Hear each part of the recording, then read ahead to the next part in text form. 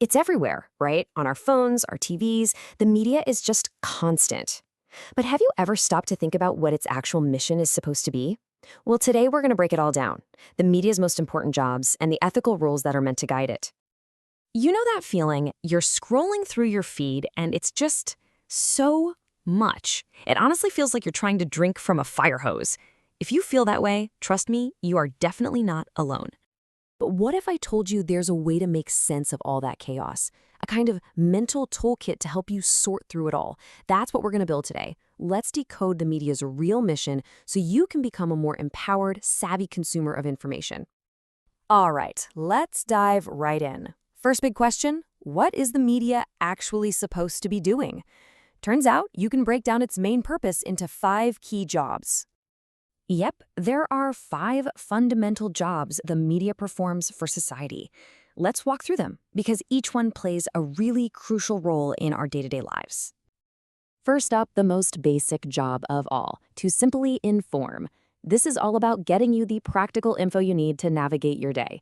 You know, things like the weather forecast, traffic updates, or those emergency alerts that pop up on your phone. The essentials. Okay, next is the job of educating. Now, this goes a little deeper than just the daily headlines. We're talking about things like documentaries that give you the backstory on a big event, or awareness campaigns that break down really complex social issues. It's all about broadening our understanding of the world. And of course, a huge one, the media's job is to entertain us. From the latest blockbuster movie to that song you can't get out of your head, to even the viral memes that make you laugh. And hey, it's not just fluff. This stuff powerfully shapes our culture.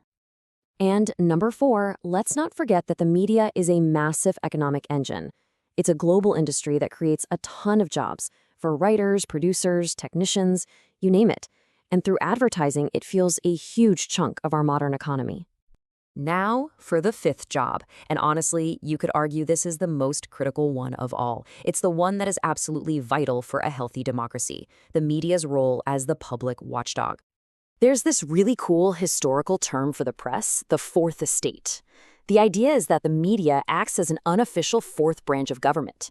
Its main job is to keep an eye on the other 3, holding powerful people and institutions accountable on behalf of all of us.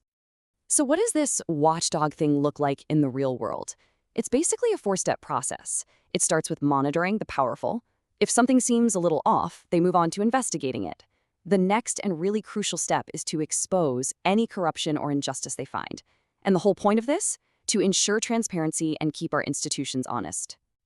Okay, so knowing the media's jobs is one thing, but how they do those jobs is just as important. And that's where ethics comes in. You can think of it as the moral compass that's supposed to guide every single decision they make. So, what are media ethics? In a nutshell, they're the rules of the road. They're the principles and standards that guide journalists to be fair, accurate, and trustworthy. Because, let's be real, if we don't trust the source, none of those other jobs really matter, do they? The absolute bedrock of media ethics is truth and accuracy. And that brings us to a really important distinction that gets blurred all the time today, the difference between a fact and an opinion. A fact is something you can verify. An opinion is just a belief. An ethical news source has a duty to make it crystal clear to you which one is which.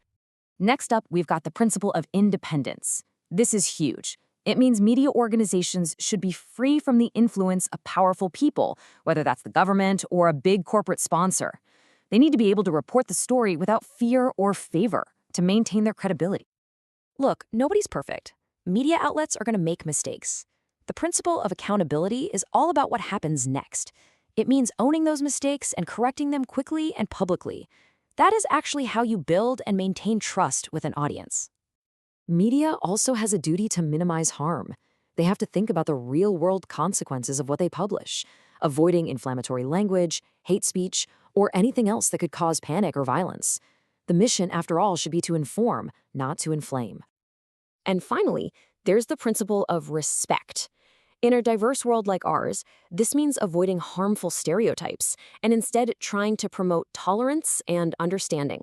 It's really about being mindful of different cultures and trying to build bridges instead of walls. So we've covered the jobs and we've covered the rules, but why does any of this actually matter to you in your daily life? Well, because understanding this whole framework gives you a powerful toolkit for navigating the crazy media world we live in. And here's the payoff. This is why it's so important. These principles lead directly to good things for all of us. Think about it. When the media is accountable, society gets public trust.